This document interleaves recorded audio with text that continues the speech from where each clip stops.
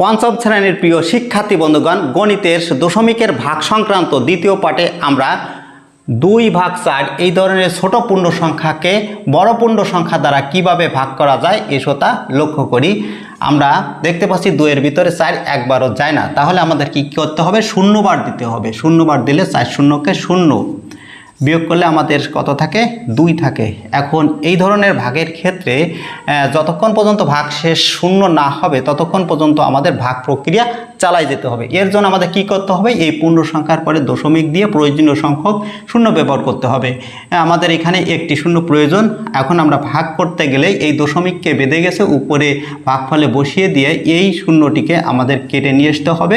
এখন 20-এর ভিতরে 4 কয়বার যায় লক্ষ্য করতে হবে। আমরা দেখতে পাচ্ছি যে 20-এর ভিতরে 5 বার যায়। 4 5 কত হচ্ছে?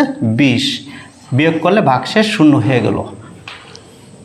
আশা করি প্রিয় শিক্ষার্থী বন্ধুগণ দশমিকের এই ভাগটি তোমরা বুঝতে পেরেছো। আর এই ভাগটি বুঝে থাকলে তোমাদের গণিত বইয়ের 72 পৃষ্ঠা 2 দাগের 3/5 এই দশমিকের ভাগটি করে তোমরা কমেন্ট বক্সে জানাও।